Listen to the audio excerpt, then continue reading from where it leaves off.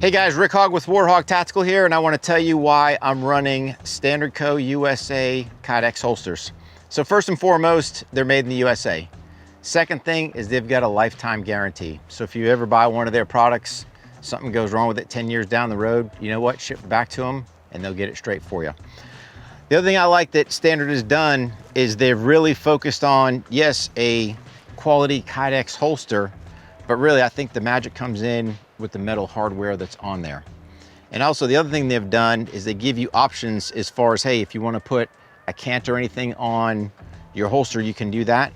But also the whole pattern, what you'll see, matches up with Safariland. And I'll show you here in another duty holster how that can come on and off. So if you're running a Safariland type system, you can still get the standard holster and then just swap out the hardware.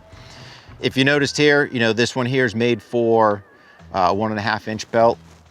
They also make stuff for a 1 3/4 inch belt. So just when you're making your order, sit there and have a preference. So you can see that, you know, you've got different options. So whether you're running different light sources, you know, or maybe you're not. But really the other beauty is all of their holsters you can see are actually cut out for red dot optics. So you don't have to do any type of machining, cutting, whatever. They're already set up, ready to go for that. This is just kind of on their Hayden series. So it's funny what the owners of the company have done is all these different product names are actually named after their kids. So really it's a whole family deal that's tied into these products. So again, that's kind of your standard belts there. You can see I've got one on here and you can notice the low cut, how if I did have an optic on there, that would give me the flexibility to be able to run that optic on my pistol in that holster. Okay, getting into the concealed carry stuff. So again, they've got options as far as whether you just want to run a single clip. The nice thing with this clip, it's an all metal clip, so you know you've got durability in there. And then pretty much with all the standard concealed carry products, pretty much the print wing, as I like to call it, I think this one here sticks out the best, but you can see where they've actually put standard on there. So this does two things for you. If I kind of run my fingernail down there, you can almost hear it rubbing and catching.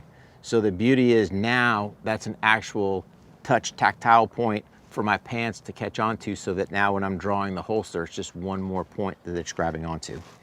Again, if you opt for something where you want to run an appendix with the integrated mag pouch, they have that as well.